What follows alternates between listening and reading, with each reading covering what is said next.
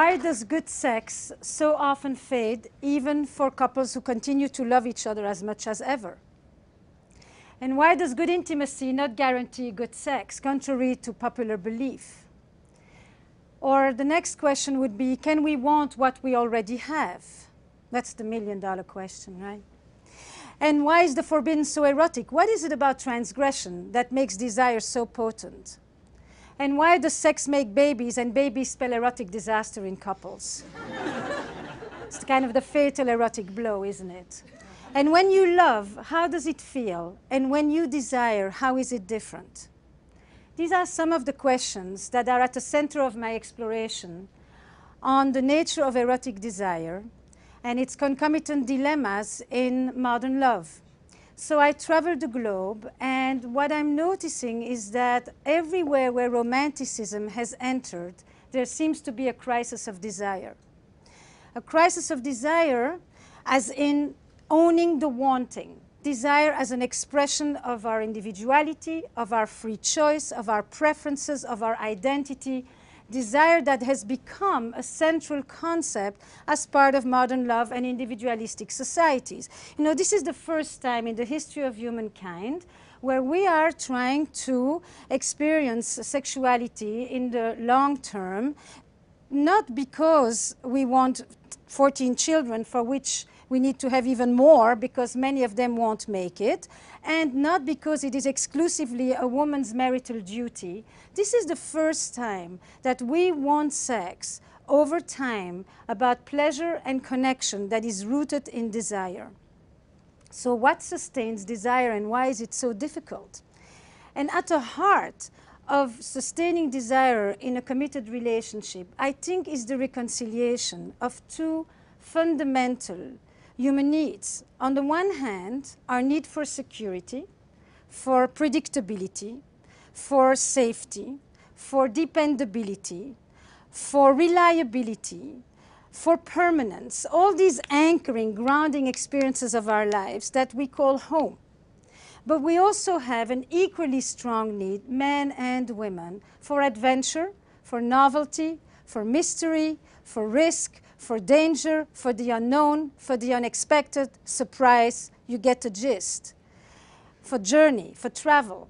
So reconciling our need for security and our need for adventure into one relationship, or what we today like to call a passionate marriage, used to be a contradiction in terms.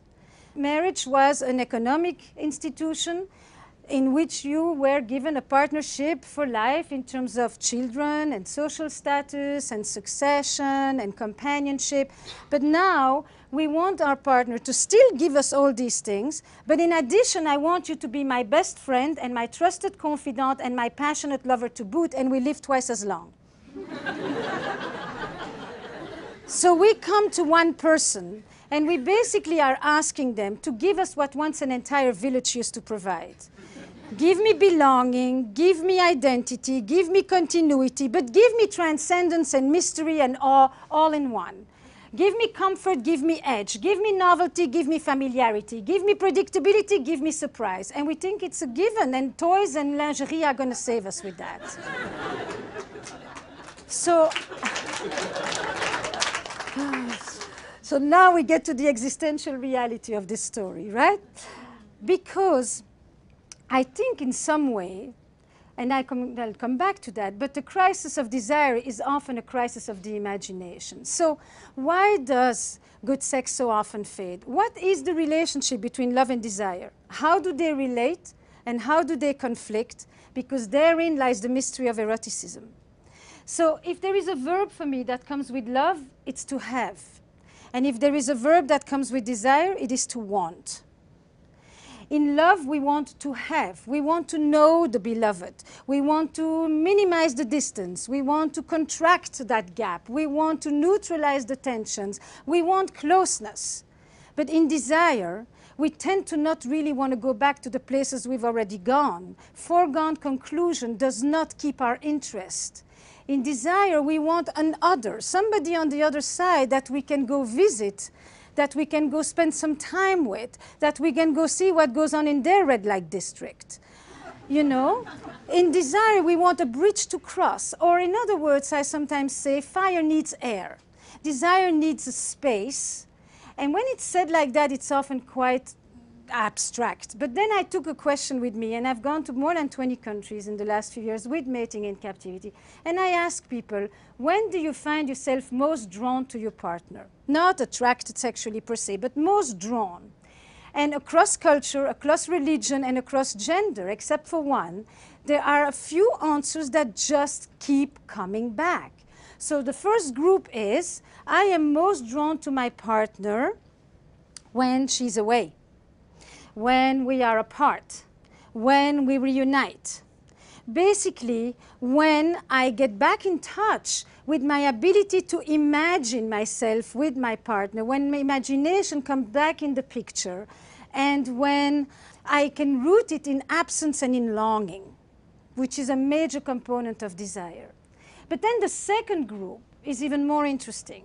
I am most drawn to my partner when I see him in the studio, when she's on stage, when he's in his element, when she's doing something she's passionate about, when I see him at a party and other people are really drawn to him, when I see her hold court. Basically, when I look at my partner radiant and confident, probably the biggest turn on across the board. Radiant as in self-sustaining. I look at this person. By the way, in desire, people rarely talk about it when we are blended into 5 centimeters from each other. I don't know in inches how much that is. But it's also not when the other person is that far apart that you no longer see them. It's when I'm looking at my partner from a comfortable distance, where this person that is already so familiar, so known, is momentarily once again somewhat mysterious, somewhat elusive. And in this space between me and the other lies the erotic élan, lies that movement toward the other.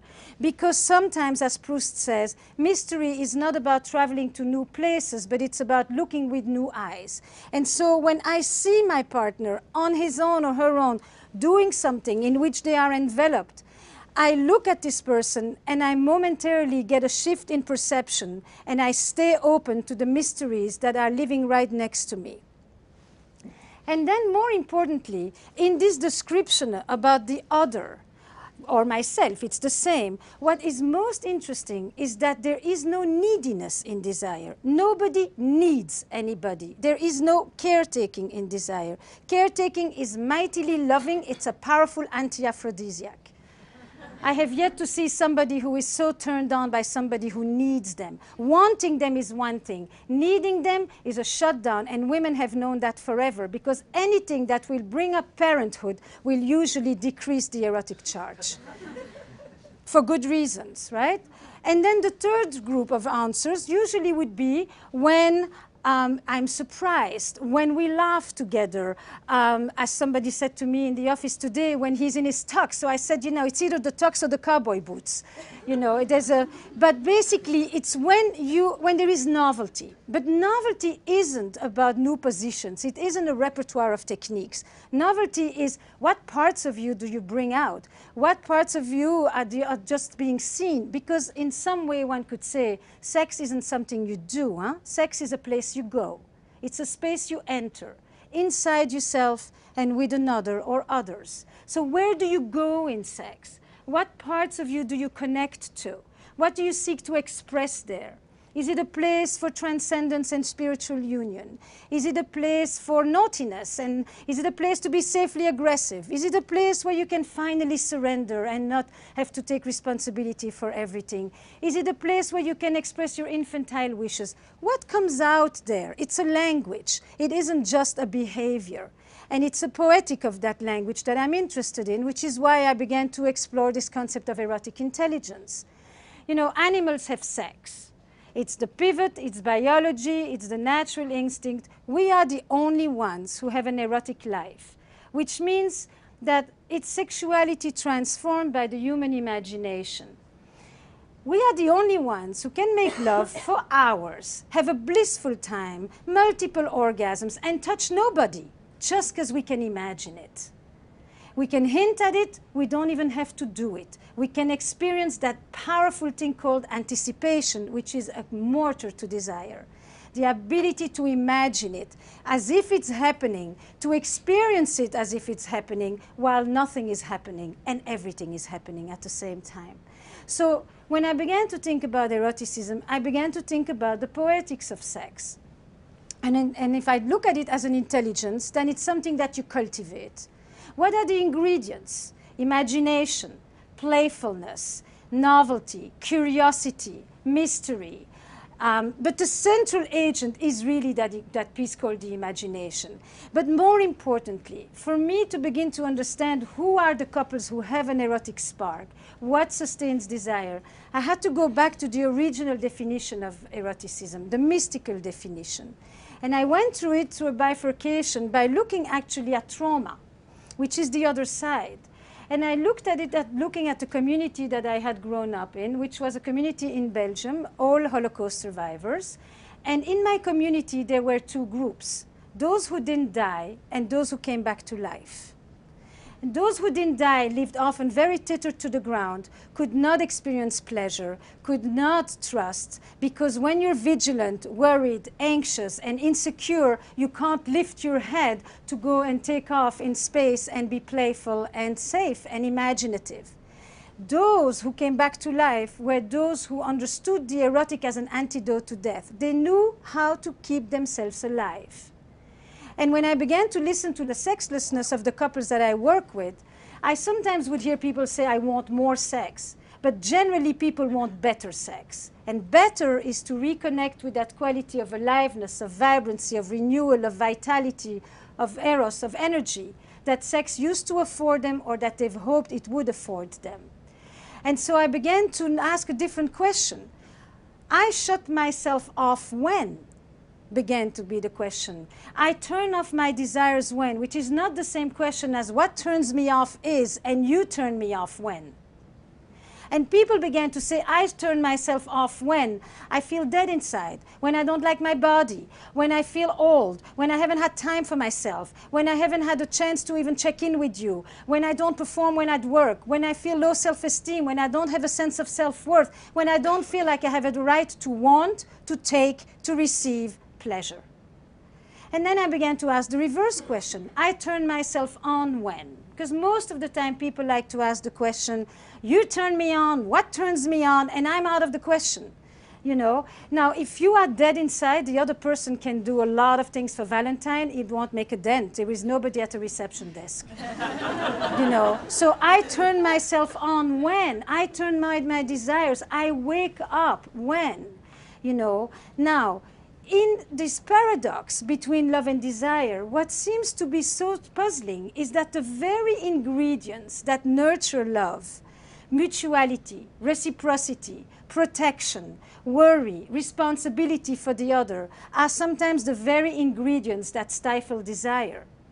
Because desire comes with a host of feelings that are not always so favorites of love. Jealousy, possessiveness, aggression, power, dominance, naughtiness, mischief. Basically, most of us, you know, will get turned on at night by the very same things that we will demonstrate against during the day. You know, the erotic mind is not very politically correct. If everybody was fantasizing on a bed of roses, we wouldn't be having such interesting talks about this. You know, but no, in our mind up there are a host of things going on that we don't always know how to bring to the person that we love, because we think love comes with selflessness, and in fact desire comes with a certain amount of selfishness in the best sense of the word. The ability to stay connected to oneself in the presence of another. So I want to draw that little image for you, because this need to reconcile these two sets of needs, we are born with that. Our need for connection, our need for separateness, or our need for security and adventure, or our need for togetherness and for autonomy. And if you think about the little kid who sits on your lap, and who is cozily nested here and very secure and comfortable. And at some point, all of us need to go out into the world to discover and to explore. That's the beginning of desire. That next exploratory needs curiosity, discovery. And then, at some point, they turn around and they look at you. And if you tell them, hey kiddo, the world's a great place, go for it, there's so much fun out there, then they can turn away and they can experience connection and separateness at the same time. They can go off in their imagination, off in their body, off in their playfulness, all the while knowing that there's somebody when they come back to. But if on this side there is somebody who says, I'm worried, I'm anxious, I'm depressed, my partner hasn't taken care of me in so long, what's so good out there? Don't we have everything you need together, you and I? Then there are a few little reactions that all of us can pretty much recognize. Some of us will come back, came back a long time ago.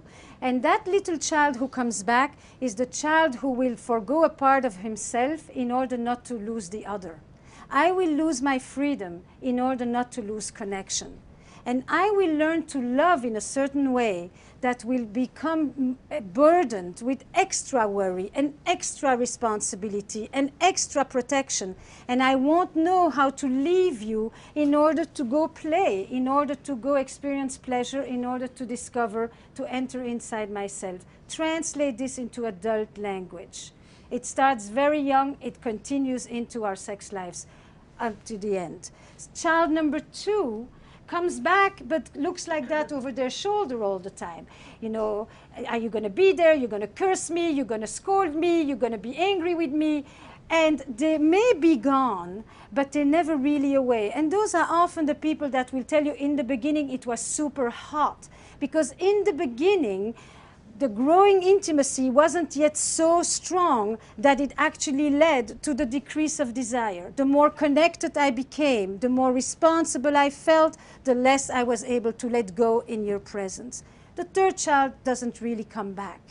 So what happens if you want to sustain desire, it's that real dialectic piece. On the one hand, you want the security in order to be able to go. On the other hand, if you can't go, you can't have pleasure, you can't culminate, you don't have an orgasm, you don't get excited because you spend your time in the body and the head of the other and not in your own. So in this dilemma about reconciling these two sets of fundamental needs, there are a few things that I've come to understand erotic couples do. One, they have a lot of sexual privacy. They understand that there is an erotic space that belongs to each of them. They also understand that foreplay is not something you do 5 minutes before the real thing. Foreplay pretty much starts at the end of the previous orgasm. They also understand that an erotic space isn't about you begin to stroke the other. It's about you create a space where you leave Management Inc., maybe where you leave the Agile program, and you actually just enter that place where you stop being the good citizen who is taking care of things and being responsible. Responsibility and desire just butt heads. They don't really do well together. Erotic couples also understand that passion waxes and wanes. It's pretty much like the moon. It has intermittent eclipses. But what they know is they know how to resurrect it. They know how to bring it back. And they know how to bring it back because they have demystified one big myth, which is the myth of spontaneity, which is that it's just going to fall from heaven while you're folding the laundry like a deus ex machina. And in fact, they understood that whatever is going to just happen in a long-term relationship already has. Committed sex is premeditated sex. It's willful, it's intentional, it's focus and presence. Merry Valentine.